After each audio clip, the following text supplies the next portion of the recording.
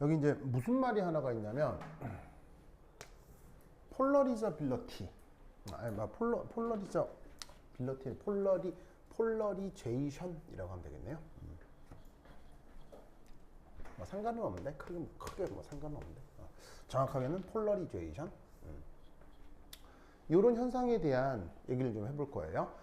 지금 이 챕터가 입자들 사이의 상호작용에 대한 얘기잖아요. 네. 입자들 사이의 상호작용 현상 중 조금 전문가적인 개념 중에 하나가 폴러리제이션이라는 개념이 있습니다. 우리말 번역은 분극화. 그래서 이거와 관련된 기출문제가 여러분들 학교에서 한번 나온 적이 있습니다. 자, 뭐냐면 비교 대상의 물질로 베릴륨 클로라이드, 캘슘 클로라이드가 예시가 나와 있네요. 자, 염소는 보통 이온가가 얼마예요? 염소는 이온가가 뭐 웬만하면 1-잖아요. 그렇죠? 그럼 저기에 있는 베릴륨과 캘슘 둘 다 이온가가 뭐겠어요? 얘도 2+, 얘도 2+. 아시겠죠? 자, 그럴 때 요 둘의 녹는 점이 얘는 이랬고 얘는 이랬답니다. 물론 이런 데이터를 외우고 있을 수는 없잖아요. 당연히 데이터를 외우는 게 아니라 데이터들 사이에 어떤 관계, 무슨 말인지 알겠어요? 어떤 관계. 그게 지금 어디가 녹음점이 더 높습니까? 이쪽에 녹음점이 조금 더 높죠, 그렇죠? 그거를 한번 지금까지 배운 그 내용들을 토대로 한번 설명을 해봐라. 무슨 뜻인지 아시겠죠? 그렇죠? 그 내용입니다. 자, 그럼 이제 지금까지 우리가 배운 것 중에 뭐 화학뿐 아니라 물리학까지를 통틀어서 가장 뭐 자주 배웠던 것 중에 하나가 바로 정전기적 인력이죠. 정전기적 인력. 그래서 그 정전기적 관점에서 한번 생각을 해보자 이런 말이에요. 그럼 우선 첫 번째 그 이온 반지름이 어떻게 될 거냐를 생각해 볼 수 있는데 베릴륨은 주기율표상 어디에 있어요? 여기 있죠. 캘슘은 어디 있어요? 여기 있죠. 무슨 말 알겠죠? 그럼 당연히 주기율표가 이러하기 때문에 얘가 만약에 2+, 이온이 된다고 하더라도 당연히 어디가 더 크고 어디가 더 작겠어요? 당연히 이렇게 될 수밖에 없잖아요. 그죠? 네. 그죠? 그러면 이때 똑같은 CL-랑 이렇게 이온 결합이 나타난다라고 하더라도 이때 어떤 생각을 해볼 수가 있냐면 이 베릴륨 클로라이드 쪽의 결합 길이가 어떻게 되겠어요? shorter. 이 둘 사이의 이온 결합 길이가 더 짧을 수밖에 없겠죠. 음이온은 똑같은데 양이온의 크기들 때문에. 무슨 말 알겠죠? 상대적으로 이제 어떻게 되겠어요? 이쪽은 그 길이가 longer. 됐습니까? 그러면 이온 간의 거리가 멀수록 쿨롱 인력은 커져요? 쿨롱 인력은 작아져요? 작아져요. 멀수록 쿨롱 인력은 작아질 수밖에 없죠. 무슨 말 알겠어요? 그리고 짧아질수록 어떻게 될 수밖에 없어요. 그 쿨롱 인력은 강해질 수밖에 없다 이런 얘기죠. 똑같이 2+-2+-니까 이해했습니까? 그러면 잘 봐요. 쿨롱 인력이 크다는 얘기는 그래서 녹는 점이 높아질 거란 얘기예요? 낮아질 거란 얘기예요? 높아지죠. 이온 간의 인력이 강하다는 얘기는 녹는 점이 높다는 얘기예요? 낮다는 얘기예요? 높다. 아주 높지 않을까 라고 예상해 볼 수 있다는 거예요. 정전기적 인력이 강하니까 더 강한 열 에너지를 가해야 녹아 나오지 않겠나. 무슨 뜻인지 아시겠죠? 그러면 이쪽은 어떻게 되겠어요? 결합력이 약하고 이온 결합력이 약하고 결합 길이가 기니까 이쪽은 어떻게 생각해 볼 수 있겠어요? 그 녹는 점이 상대적으로 낮아지지 않을까? 무슨 말씀인지 아시겠어요? 네. 그런데 실제로는 어디가 녹는 점이 더 낮아요? 베릴륨이 더 낮다 이런 말이죠. 무슨 뜻인지 아시겠어요? 네. 이 문제의 문제의식이 요거라고. 알겠죠? 그러면 이런 식의 그냥 고전 역학적인 예상을 한 것과 실제 나타나는 실험 데이터가 완전 반대잖아요. 이걸 어떻게 설명하겠냐는 거예요. 무슨 말인지 알겠어요? 그때 나오는 이론이, 그때 새로 나오는 이론이 바로 이 폴러리제이션이라고 하는 이론인 거예요. 뭔 뜻인지 아시겠죠? 알겠죠? 그러면 이 폴러리제이션이 무슨 말인지를 알아야 되겠죠? 알아야 되겠죠? 그래서 이 폴러리제이션의 명사 폴러라이즈라고 하는 단어, 얘는 타동사예요. 타동사니까 목적어를 갖는다는 얘기죠. 네. 뜻은 뭐냐면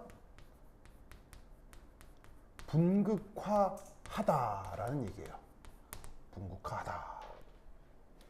그럼 이 말은 무슨 말이냐면 양이온이 품사상 뭐라는 얘기겠어요? 동사 앞에 있는 거에 뭐겠어요? 주어. 음이온이 뭐겠어요? 목적어. 그래서 문장이 어떻게 되냐면 양이온이 음이온을 분극화한다. 무슨 말 알겠죠? 네. 그러면 얘를 문장을 다르게 쓰면 어떻게 쓸 수도 있겠어요? 음이온 is polarized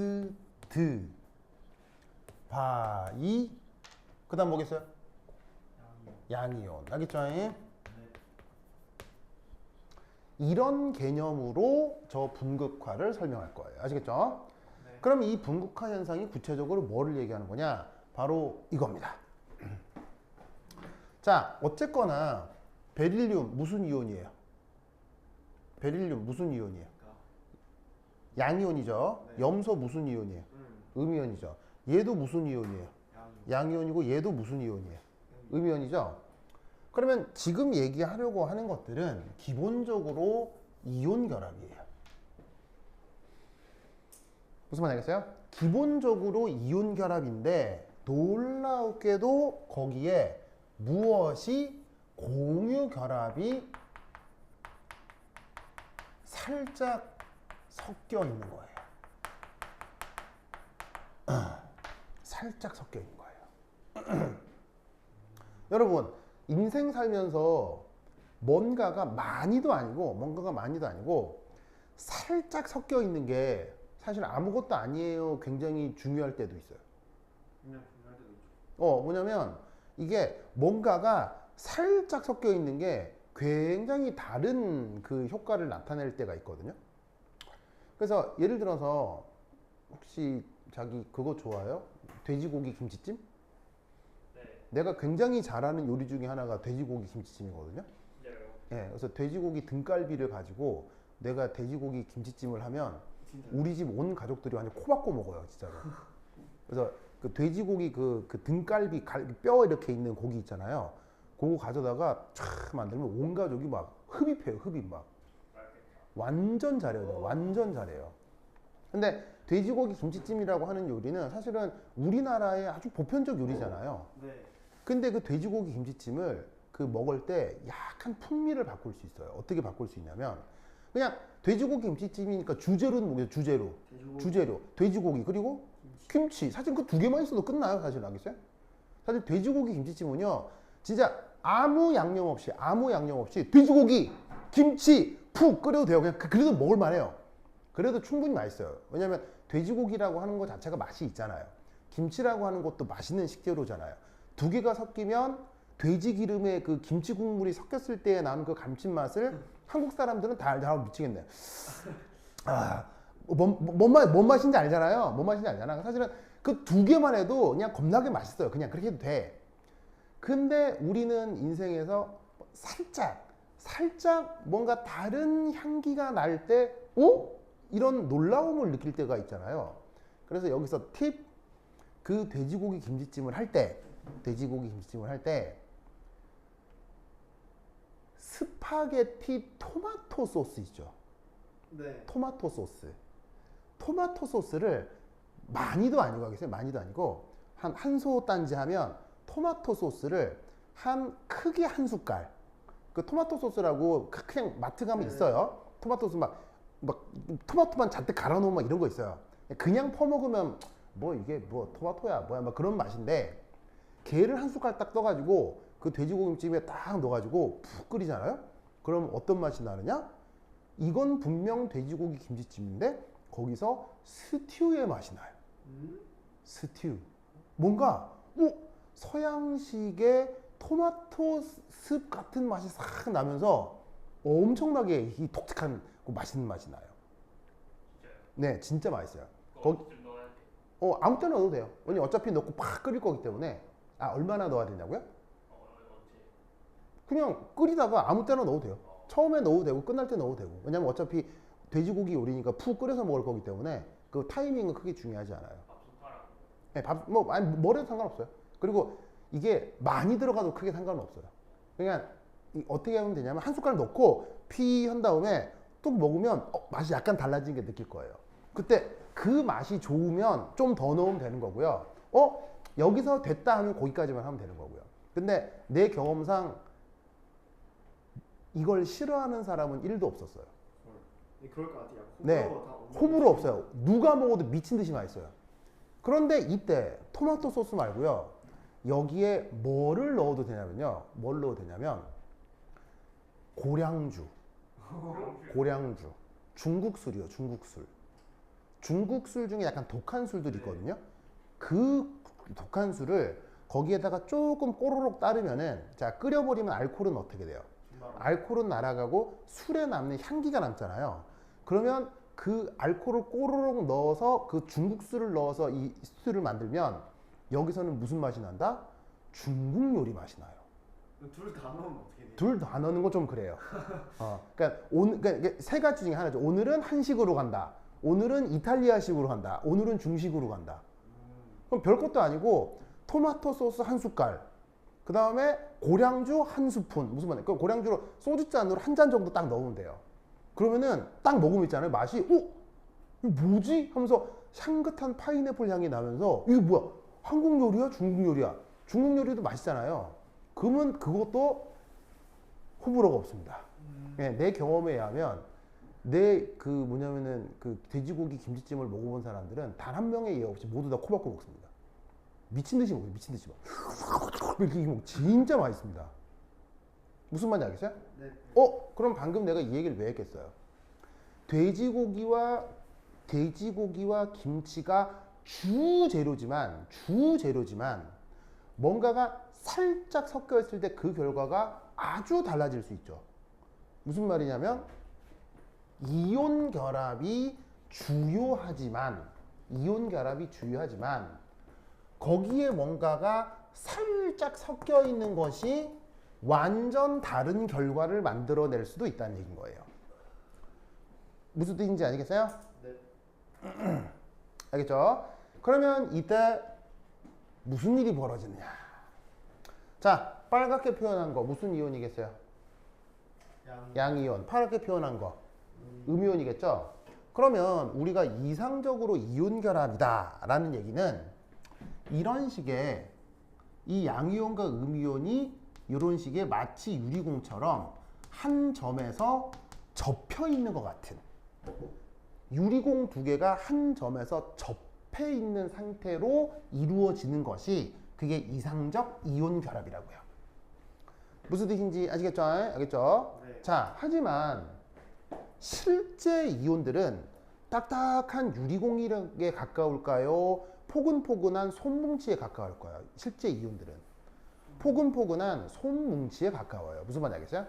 그래서 어떤 일이 벌어지냐면 양이온 주변에 음이온이 가까이 오면 어떤 일이 벌어진다? 여기에 있는 음이온의 전자구름 있죠. 이 음이온의 전자구름이 양이온 쪽으로 쏙 빨려 들어가요. 실제로는. 무슨 뜻인지 아시겠어요? 실제로는. 이렇게, 자, 그럼 점선으로 표현된 건 뭐겠어요? 점선으로 표현된 건 원래의 이상적인 상황에서의 전자 밀도였던 건데 그 이상적 전자 밀도에 비해서 실제 전자 밀도 분포가 짜잔 이런 식으로 뒤틀리게 된다 이런 얘기예요. 뭔 뜻인지 아시겠어요? 이런 식의 전자 밀도가 뒤틀리는 현상, 이 현상을 뭐라고 한다고요? 이런 식으로 전자 밀도가 뒤틀리는 현상, 이걸 분극화라고 한다고요.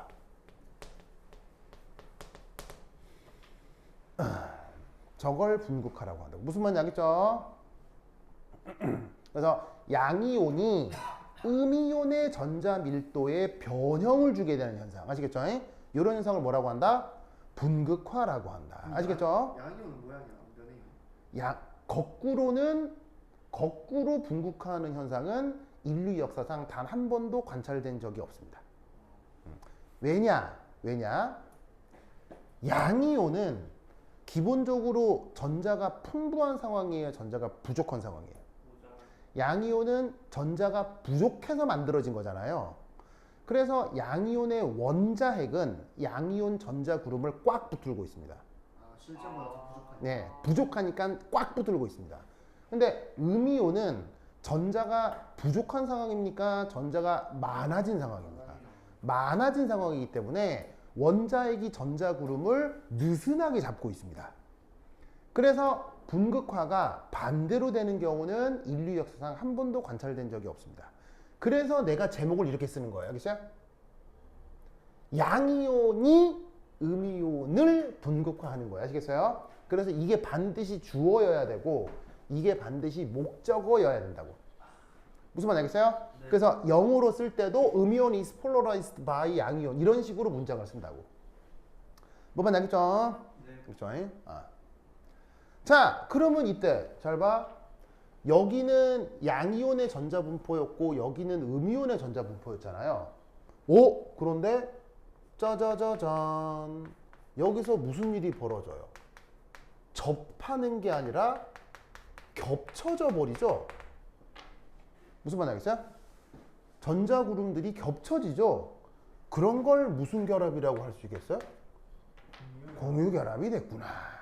무슨 말 알겠죠? 그래서 어떻게 된다? 이온 결합에는 이런 식의 공유 결합적 성격이 약간 섞여 있습니다. 많이 아니에요. 한 뭐 10%에서 20% 내외예요. 무슨 말 알겠어요? 그래서 우리가 이온 결합이라고 해도 그 이온 결합 안에는 대략 10에서 20% 정도 어떻게 되겠어요? 10에서 20% 정도 약간의 공유 결합이 섞여 있습니다.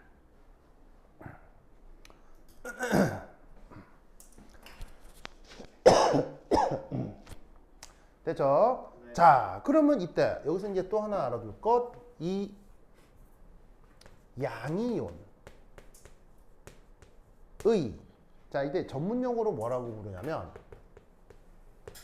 아이오닉 포텐셜 이라는 말을 씁니다. 아이오닉 포텐셜. 기호로는 파이 이렇게 쓰는데 뭐 우리말 번역은 딱히 없어요. 근데 어려워하지 마시고요. 정의를 보시면 아무것도 아니에요. 진짜 아무것도 아닌 쉬운 내용이에요. 자, 두 번째 내용은 저 양이온의 아이오닉 포텐셜이 클수록 분극화의 정도가 커집니다. 자, 그러면 저 아이오닉 포텐셜이 뭔지를 알아야 되겠죠? 아이오닉 포텐셜이 뭔지를 알아야 되겠죠? 바로 이 아이오닉 포텐셜은 어떻게 정의되느냐? 바로 양이온 반지름 분의 양이온 이온가 이렇게 정의됩니다. 저게 아이오닉 포텐셜입니다.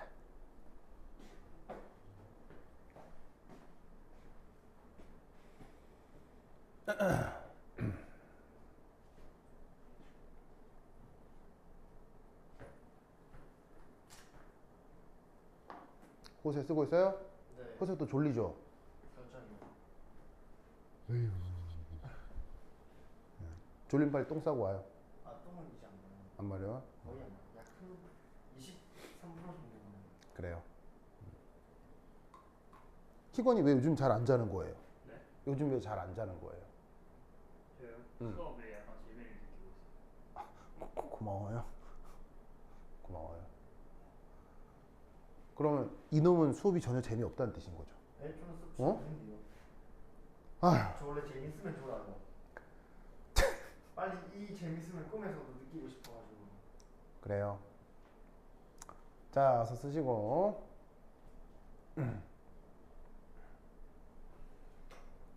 양이온 반지름이 있으면은 음. 그러니까 계산하기 힘들고 약간 비율로 비교하는 게 약간 편할 것 같아요. 뭐라고? 근데 저 계산 막 문제에서 주고받고 계산할 수도 있고. 자, 우선 자, 보이시죠? 자, 우선 그러면 이 이온 포텐셜이라고 하는 녀석의 개념적인 상황을 한번 생각을 해보면, 자, 여기에 있는 이온 반지름. 자, 이온 반지름은 한번 노란색으로 써볼까? 이온 반지름은 결국 작을수록 커진다는 얘기가 되겠죠. 무슨 뜻인지 아시겠죠? 그 다음 이온가는 퍼질수록 커진다는 얘기가 되겠죠. 뭔 뜻인지 아시겠죠? 알겠죠? 자, 그런데 이 이온 포텐셜이라고 하는 것은 어디까지나 상대적 설명에 사용하는 개념일 뿐입니다. 즉, 이온 포텐셜이라고 하는 것은 저 녀석의 절대적 물리량은 아무런 의미가 없습니다. 그냥 어떤 비교 대상을 놓고 비교 대상 사이의 대소만 생각하면 되는 거지, 구체적으로 이 값이 얼마다, 이 값이 얼마다 굳이 생각할 필요는 없습니다. 굳이 계산하는 거는 아무런 의미가 없습니다. 그냥 상대적으로 이 둘을 비교했을 때 이온 포텐셜이 어디가 더 크겠느냐, 이온 포텐셜이 어디가 더 작겠느냐, 그 대소만 생각하면 된다는 얘기예요. 뭐 뜻인지 아시겠죠? 그러면 이때 이것으로부터 이 경우 그러면 저 이온 포텐셜 베릴륨과 이온 포텐셜 칼슘 어디가 더 크다는 얘기입니까? 대소 비교만 하면 어디가 더 크다는 얘기입니까? 이온 포텐셜 어디가 더 크다는 얘기입니까? 이쪽이 크다는 얘기겠지. 무슨 말 알겠죠? 네. 자, 왜냐? 둘의 이온가는 어때요? 둘의 이온가는? 이온가는 어때요? 이온가는 똑같죠? 똑같죠? 거기에 뭐만 달라지는 겁니까? 반지름만 달라지죠? 반지름이 어디가 더 작아요? 이쪽이 작기 때문에 여기에서는 어떻게 된다? 베릴륨의 이온 포텐셜이 더 크게 나타납니다. 무슨 말 알겠죠? 그래서 지금의 경우 이 칼슘과 베릴륨 중 베릴륨 이가 양이온의 이온 포텐셜이 더 크다라는 말을 써주기만 하면 돼요. 무슨 말 알겠죠? 근데 그냥 이 문제만 해결하면 되지만 살짝 들 수 있는 의문 중에 하나는 그러면 어떤 경우는 이온가도 변하고 반지름도 변하고 그런 비교 대상도 있을 수 있지 않나요? 라고 생각할 수 있죠. 네, 맞습니다. 그런데 이때 이 이온 포텐셜에는 누가 더 주요한 효과냐면 요 이온가가 더 중요한 효과입니다. 이온가가 더 중요합니다. 왜냐하면 이온 반지름의 차이가 날 수 있죠. 차이가 날 수 있지만 이온 반지름은 길어져 봐야 10%, 작아져 봐야 10%예요. 별로 안 커져요. 10%, 20%밖에 안 변해요. 그런데 이온가는 어떻게 되겠어요? 1 플러스 양이온, 2 플러스 양이온은 몇 배 차이 나는 거예요? 2배, 3배 뭐 이렇게 차이가 나는 거잖아요. 그러니까 이쪽이 훨씬 더 우세한 요소예요. 아시겠죠? 근데 지금은 이온가가 같기 때문에 어떻게 된다? 이온 반지름으로부터 이온 포텐셜을 생각하는 거예요. 선생님. 네. 공부해줬는데. 응. 그 1주기랑 7주기는 반지름이 몇 배 정도 차이 나는 거예요? 애석하게도 데이터를 내가 외우고 있진 않네요. 네. 기억은 잘 안 나네요. 좀 많이 차이 나요? 많이도 안 나요. 많이도 안 나고 몇 배씩 차이 나진 않아요. 그냥 몇십 % 정도 차일 뿐인 거예요. 별로 차이는 안 나요. 자, 어쨌건 내 기억엔 그런데 뭐 또 안 찾아봐서 명확하진 않은데 심각하게 차이 나진 않아요. 뭐 예를 들면 주기율표상에서 뭐 한두 주기 차이가 난다고 해도 약간 커지거나 약간 작아지는 거지 뭐 2배, 3배 커지고 그러진 않아요. 자, 어쨌건 그러면 이때 여기서 마지막 세 번째 3 이렇게 연결하시면 됩니다. 이온에서 저 공유 결합성 이것이 증가할수록 예상보다 녹는 점이 줄어든다 라고 내용을 완결하시면 됩니다. 그래서 어떻게 되느냐? 이온 결합적 상황으로는 베릴륨이 끓는 점이 높을 것 같지만 오히려 낮아졌죠? 그걸 어떻게 설명하면 된다? 베릴륨이 염소를 더 많이 분극화시켰기 때문이다 라고 설명을 만들어 붙이면 된다 이런 말이죠. 뭔 뜻인지 아시겠죠? 예? 알겠죠? 네. 이때 분극화를 다른 표현으로는, 다른 번역으로는 편극이라는 표현을 쓰기도 합니다. 그래서 원래 전문 용어는 폴러리제이션인데 이게 이제 학자들의 실수죠. 그렇게 이제 번역을 분극이라고 번역하기도 하고 편극이라고 번역하기도 하고. 그래서 이제 이런 말을 쓸 수도 있고 이런 말을 쓸 수도 있습니다. 그래서 그게 그 지금 교재 18페이지에 있는 여러분 학교 기출문제에 대한 해설입니다. 그래서 요렇게 정리하시면 되고 되고 더 컴팩트한 그 뭐 답 표현은 거기 내가 교재에 써놨으니까 요걸 보고 내용 정리를 하시면 되겠어요. 아시겠죠? 네. 이런 내용을 예전에 여러분 학교에서 공부를 해본 적이 있다 말하는 거 꼭 기억해 두시기 바랍니다. 이게 약간 화학 이런 약간 기출 같은 거라도 그러니까 학교 기출 같은 거 보다 보면 약간 뭐라 해야 되지? 수학이나 물리처럼 약간 문제를 잘 푼다기보다 약간 아는 게 많아야 되는. 모든 지식은 외우셔야 됩니다. 모든 지식은 암기입니다.